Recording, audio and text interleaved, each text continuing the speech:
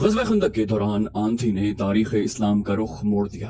आंधी ने ये हकीकत वाज़े कर दी कि खुदा हक परस्तों के साथ होता है। रसूल खुदा सल्लल्लाहु अलैहि वसल्लम के दुश्मनों की पसपाई तिनकों की मानिंद थी जो आंधी में उड़े जाते हैं और उन्हें एक दूसरे की खबर नहीं होती। खालिद को ये परेशानी लाहक थी कि मुसलमान ताक़ुब करेंगे, लेकिन मुसलमानों ने ताक़ुब की सोची ही नहीं थी। उस आंधी में ताक़ुब और लड़ाई मुसलमानों के खिलाफ भी जा सकती थी। जिस दुश्मन को खुदा ने भगा दिया था उसके पीछे जाना दानिशमंदी नहीं थी। अलबत्ता रसूल करीम सल्लल्लाहु अलैहि वसल्लम के हुक्म से चंद एक आदमियों को बुलंदियों पर खड़ा कर दिया गया था कि वो दुश्मन पर नजर रखें। ऐसा न हो कि दुश्मन कहीं दूर जाकर रुक जाए और मुनज़्ज़म होकर वापस आ जाए। आंधी इतनी मिट्टी और रेत उड़ा रही थी कि थोड़ी दूर तक भी कुछ नजर नहीं आता था। बहुत देर के बाद 3-4 मुसलमान घुड़सवार उस जगह से खंदक फलांग गए जहाँ से इक्रिमा और खालिद के घोड़ों ने खंदक फलांगी थी। वो दूर तक चले गए। उन्हें उड़ती हुई रेत और गर्द के सिवा कुछ भी नजर न आया। वो रुक गए लेकिन वापस न आए। शाम से कुछ देर पहले आंधी का जोर टूट गया और छक्कड़ थम गए। फजा साफ हो गई और नजर दूर तक काम करने लगी। दूर उफक पर जमीन से गर्द के बादल उठ रहे थे। वो अहले कुरैश और उनके इत्तेहादी कबाइल की पसपाई की गर्द थी जो डूबते सूरज की आखिरी किरणों में बड़ी साफ नजर आ रही थी। ये गर्द मक्का को जा रही थी। ताकुब में जाने वाले मुसलमान सवार उस वक्त वापस आए जब रात बहुत गहरी हो चुकी थी। उन्होंने वापस आकर बताया, खुदा की कसम, वो जो हमारे अकीदे को तोड़ने और मदीना की ईंट से ईंट बजाने आए थे वो मदीना से इतनी दहशत लेकर गए हैं कि रुक नहीं रहे, कहीं पड़ाव नहीं कर रहे। क्या रातों को मुसाफिर पड़ाव नहीं किया करते? क्या लश्कर रातों को भी चलते रहते हैं? वही चलते रहते हैं जो मंजिल तक बहुत जल्दी पहुंचना चाहते हैं। अहदीस और मौर्रिखों की तहरीरों के मुताबिक रसूल करीम सल्लल्लाहु अलैहि वसल्लम को जब यकीन हो गया कि दुश्मन घबराहट के आलम में भागा है और ऐसा इम्कान खत्म हो चुका है कि वो मुनज़्ज़म होकर वापस आएगा, तब आप अलैहिस्सलाम ने कमर से तलवार खोली, खंजर उतार कर रख दिया और अल्लाह का शुक्र अदा करके गुस्ल किया। उस रात की कोख से जिस सुबह ने जन्म लिया वो मदीना वालों के लिए फतह व नुसरत और मुसर्रत और शादमानी की सुबह थी। हर तरफ अल्लाह अकबर और खुशियों के नारे थे। सबसे ज्यादा खुशी औरतें और बच्चे मना रहे थे जिन्हें छोटे छोटे कलों में बंद कर दिया गया था। वो खुशी से चीखते चिल्लाते बाहर निकले। मदीने की गलियों में मुसलमान बहुत मसरूर फिर रहे थे। फतह के इस जश्न में बनु कुरैज़ा के यहूदी भी शामिल थे। रसूल करीम सल्लल्लाहु अलैहि वसल्लम ने उन्हें अमन व अमान में रहने के एवज कुछ मुराद दे रखी थी। ज़ाहिरी तौर पर वो मुसलमानों को अपना दोस्त कहते और दोस्तों की तरह रहते। अहले कुरैश की पसपाई पर वो मुसलमानों की तरह खुशियां मना रहे थे, लेकिन उनका सरदार काब बिन असद अपने क़लए-नुमा मकान में बैठा था। उसके पास अपने कबीले के 3 सरकर्दा यहूदी बैठे हुए थे और उस वक्त की गैर मामूली तौर पर हसीन यहूदन युहावा भी वहाँ मौजूद थी। वो गुज़श्ता शाम अहले कुरैश की पसपाई की खबर सुनकर आई थी। काब बिन असद ने कहा, क्या ये अच्छा नहीं हुआ कि हमने मुसलमानों पर हमले नहीं किए? मुझे नईम बिन मसूद ने अच्छा मशवरा दिया था। उसने कहा था कि कुरैश से मुआहदे की जमानत के तौर पर चंद आदमी यरगमाल के लिए मांगो। उसने ये भी कहा था कि कुरैश उससे दुगना लश्कर ले आए तो भी खंदक उबूर नहीं कर सकते। मैंने नईम का मशवरा इसलिए कबूल कर लिया था कि वो अहले कुरैश में से है। एक यहूदी ने कहा, वो अहले कुरैश में से नहीं, वो मोहम्मद के पैरोकारों में से है। काब बिन असद ने कहा, खुदाए यहूदा की कसम, तुम्हारी बात सच नहीं हो सकती। वो अहले कुरैश के साथ आया था। उसी यहूदी ने कहा, मगर उनके साथ गया नहीं। मैंने कल शाम उसे मदीना में मुसलमानों के साथ देखा है। उस वक्त तक अहले कुरैश का लश्कर मदीना से बहुत दूर जा चुका था। काब ने कहा, फिर तुम्हें किसने बताया कि वो मोहम्मद के पैरोकारों में से है? मैं ऐसी बात को क्यों सच मानूं जो तुमने किसी से पूछी नहीं? यहूदी ने कहा, मैंने अपने एक मुसलमान दोस्त से पूछा था। मैंने नईम को देख कर कहा था कि क्या मुसलमान अब कुरैश के जंगी कैदियों को खुला रखते हैं? मेरे दोस्त ने जवाब दिया था कि नईम कभी का इस्लाम कबूल कर चुका है, उसे मदीने में आने का मौका अब मिला है। काब बिन असद ने कहा, फिर उसने हमें मुसलमानों से नहीं बल्कि मुसलमानों को हमसे बचाया है। उसने जो कुछ भी किया है हमारे लिए अच्छा साबित हुआ। अगर हम कुरैश की बात मान लेते तो? एक और यहूदी ने कहा, तो मुसलमान हमारे दुश्मन हो जाते। तुम यही कहना चाहते हो ना काब? मुसलमान फिर भी हमारे दुश्मन हैं। हमें मोहम्मद के नए मजहब को यहीं पर खत्म करना है, वरना मोहम्मद हमें खत्म करवा देगा। तीसरे यहूदी ने, जो बूढ़ा था, कहा, क्या तुम नहीं देख रहे कि ये मजहब जिसे ये लोग इस्लाम कहते हैं कितनी तेजी से मकबूल होता जा रहा है? हमें इसके आगे बंद बांधना है, इसे रोकना है। काब बिन असद ने पूछा, लेकिन कैसे? उस बूढ़े यहूदी ने कहा, कत्ल, मोहम्मद का कत्ल। काब बिन असद ने कहा, ऐसी जुर्रत कौन करेगा? तुम कहोगे कि वो एक यहूदी होगा। अगर वो मोहम्मद के कत्ल में नाकाम हो गया तो बनु कैनुका और बनु नुज़ैर का अंजाम देख लो। मुसलमानों ने उन्हें जिस तरह कत्ल किया है और उनमें से जिंदा बच रहने वाले जिस तरह दूर दराज के मुल्कों को भाग गए हैं, वो मत भूलो। उस बूढ़े यहूदी ने कहा, खुदाए यहूदा की कसम, मेरी अकल तुमसे ज्यादा काम नहीं करती तो तुमसे कम भी नहीं। तुमने जो आज सोचा है वो मैं और लैस बिन मोशान बहुत पहले सोच चुके हैं। कोई यहूदी मोहम्मद को कत्ल करने नहीं जाएगा। काब ने पूछा, फिर वो कौन होगा? बूढ़े यहूदी ने जवाब दिया, वो कबीला कुरैश का एक आदमी है। लैस बिन मोशान ने उसे तैयार कर लिया है। मेरा ख्याल है कि अब वक्त आ गया है कि ये काम कर दिया जाए। अगर तुम लोग भूल नहीं गए कि मैं बनु कुरैजा का सरदार हूँ, तो मैं इस काम की इजाजत कैसे दे सकता हूँ जो मुझे मालूम ही ना हो कि कैसे किया जाएगा। काब बिन असद ने कहा, और मुझे कौन बताएगा कि उस आदमी को इतने खतरनाक काम के लिए कैसे तैयार किया गया है? क्या उसे अबू सुफियान ने तैयार किया है? खालिद बिन वलीद ने तैयार किया है? बूढ़े यहूदी ने कहा, सुनो काब। फिर यहूदी हसीना युहावा की तरफ देखा, बोला, मैं ये बात लैस बिन मोशान की मौजूदगी में सुनाऊं तो क्या अच्छा ना होगा? युहावा ने कहा, इस बात में उस बुजुर्ग का अमल दखल ज्यादा है। काब बिन असद ने कहा, हम उस बूढ़े जादूगर को कहाँ से बुलाएं? हम तुम पर एतबार करते हैं। बूढ़े यहूदी ने कहा, वो यही है, हम उसे साथ लाए हैं और हम उसे भी साथ लाए हैं जो मोहम्मद को कत्ल करेगा। अब हम इंतजार नहीं कर सकते। हम सबको उम्मीद थी कि कुरैश, गतफान और उनके दूसरे कबाइल इस्लाम का नामो निशान मिटा देंगे, मगर हर मैदान में उन्होंने शिकस्त ही खाई है। हमने उन्हें मदीना पर हमले के लिए उकसाया था, वो यहाँ से भी भाग निकले। खुदाए यहूदा की कसम, काब, तुमने मुसलमानों पर अकब से हमला न करके बहुत बुरा किया। काब बिन असद ने कहा, मैं इसकी वजह बता चुका हूँ। बूढ़े यहूदी ने कहा, वजह सही थी या गलत, वक्त हाथ से निकल गया है। अब हम कुरैश की फतह का इंतजार नहीं कर सकते। उसने युहावा से कहा, लैस बिन मोशान को बुलाओ, दूसरे को अभी बाहर रखो। युहावा कमरे से निकल गई। वापस आई तो उसके साथ लैस बिन मोशान था। वो एक बूढ़ा यहूदी था जिसकी उम्र 70 और 80 बरस के दरमियान थी। उसके सर और दाढ़ी के बाल दूध की तरह सफेद हो चुके थे। दाढ़ी बहुत लंबी थी। उसके चेहरे का रंग सुर्ख सफेद था। उसने ऊंट के रंग की कबा पहनी हुई थी। उसके हाथ में लंबा असा था जो ऊपर से सांप के फन की तरह तराशा हुआ था। लैस बिन मोशान को यहूदियों में जादूगर के नाम से शोहरत हासिल थी। शोबदाबाजी और काले इल्म में वो महारत रखता था। वो मक्के और मदीने के दरमियान किसी गांव का रहने वाला था। उसके मुतालिक बहुत सी रिवायात मशहूर थी, जिनमें से एक ये थी कि वो मुर्दे को थोड़ी सी देर के लिए जिंदा कर सकता है और वो किसी भी मर्द या औरत को अपने ताबे करने की ताकत रखता है। यहूदी उसे अपना पीरो मुर्शिद समझते थे। वो जहाँ दीदा और आलिम फाजिल शख्स था। वो कमरे में दाखिल हुआ तो सब उसकी ताजीम को उठे और जब वो बैठ गया तो सब बैठे।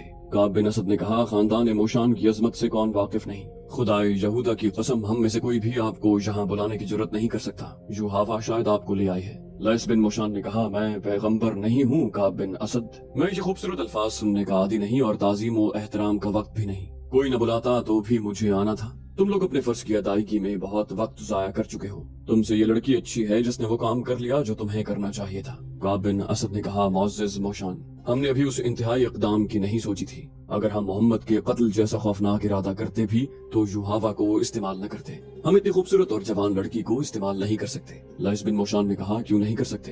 क्या तुम फरामोश कर बैठे हो कि सारी दुनिया पर खुदाए यहूदा की हाकिमियत होगी? दाऊद के सितारे की कसम, बनी नौ इंसान पर बनी इसराइल की हाकिमियत कायम करने के लिए हम सबको कुर्बानियां देनी पड़ेगी। हमें इंसान की फितरी कमजोरियों को अपने हाथ में लेना है। क्या तुम नहीं जानते कि मर्द क्या चाहता है? आला नस्ल के 20 घोड़े और 20 गुलाम युहावा के साथ खड़े कर दो। किसी से भी कहो कि उसे जो पसंद है वो ले जाए। दाऊद के सितारे की कसम, वो आदमी 20 घोड़े और 20 गुलाम छोड़ देगा और युहावा को ले जाएगा। तमाम महफिल पर खामोशी तारी रही। लैस बिन मोशान ने कहा, मैं देख रहा हूँ कि तुम मेरी बात नहीं समझ सके। तुम्हारे दिमागों में अपनी बेटियों की इस्मत समाई हुई है। मेरी बात गौर से सुनो। इस्मत का शर्म हया के साथ कोई ताल्लुक नहीं। ये एक हथियार है जो हमें अपने दुश्मनों को बेकार करने के लिए इस्तेमाल करना है।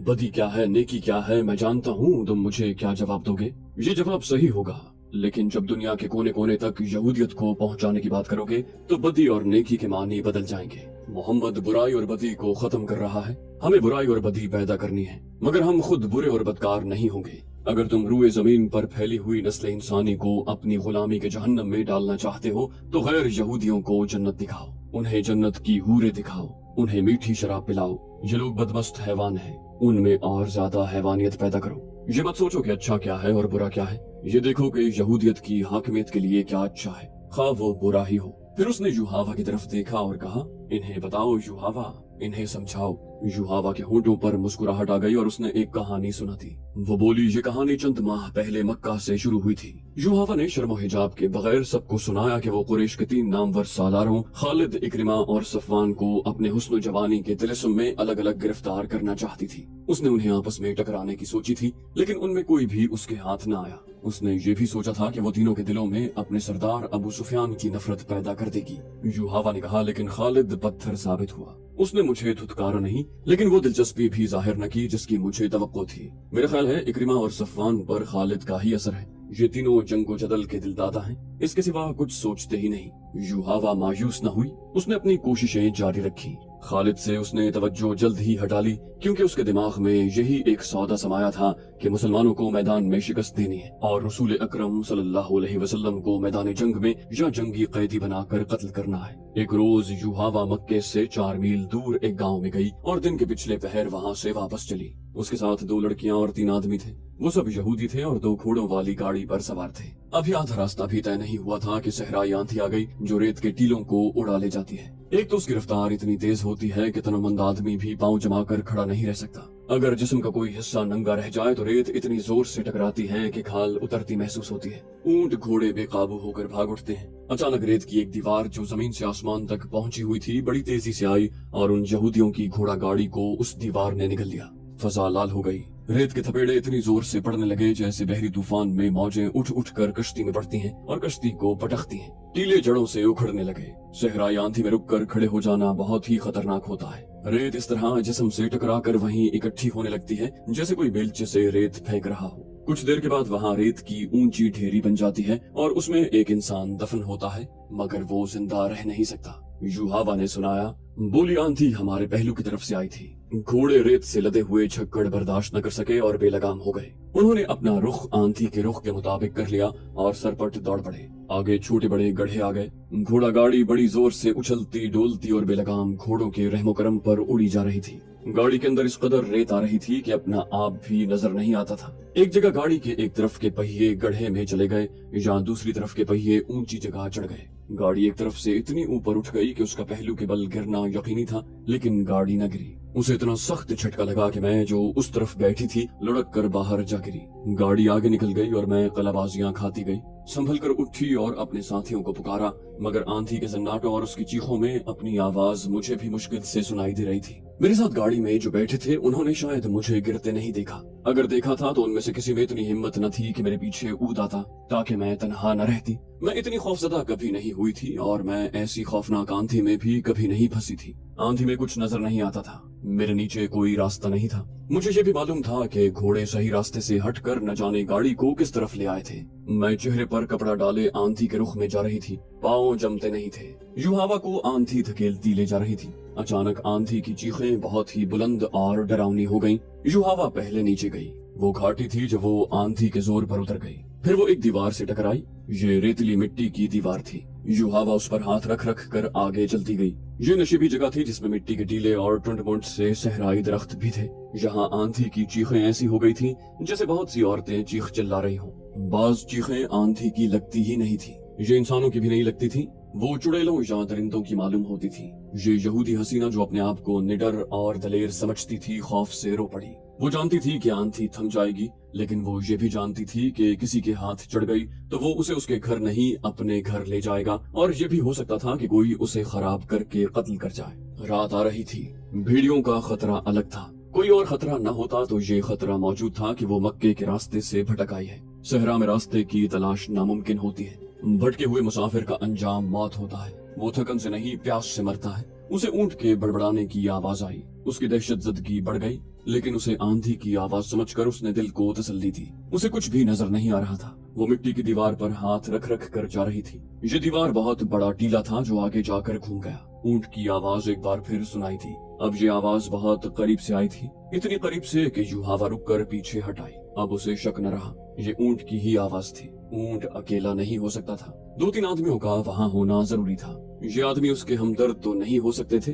वो गुनाह और बदी का दौर था। युहावा ने वहाँ से भागने का इरादा किया, लेकिन किस तरफ, कहाँ? वहाँ कोई पनाह नहीं थी। आंधी टीलों और खुश्क दरख्तों के दरमियान से गुजरकर हैबतनाक चीखें पैदा कर रही थी। युहावा के पांव जैसे जमीन ने जकड़ लिए थे। उसे अपने उन आदमियों पर गुस्सा आने लगा जिनके साथ वो घोड़ा गाड़ी में जा रही थी। उन्हें इतना भी पता न चला कि वो गाड़ी से गिर गई है। कोई ताकत थी जो उसे धकेल कर एक तरफ ले गई। वहाँ से दीवार की तरह सीधा खड़ा टीला अंदर को चला गया था। ये बड़ी अच्छी ऊंट थी। वो आंधी के थपेड़ों से महफूज हो गई। वहाँ 3-4 गज दूर तक वो देख भी सकती थी। उसे ऊंट नजर नहीं आ रहा था, दीवार के साथ साथ वो और अंदर गई तो एक गार का दहाना दिखाई दिया, लेकिन उसने अंदर जाने की जुर्रत न की।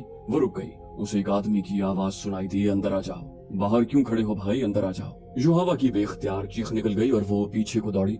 यूं ही वो उस ओट से बाहर निकली, आंधी ने उसके ऊपर इस तरह रेत फेंकी जैसे किसी ने बेलचे से फेंकी हो। युहावा घबरा कर पीछे को हटी। एक आदमी जो पीछे से आया था उसके सामने आन खड़ा हुआ। ओह, तुम औरत हो? उस आदमी ने पूछा।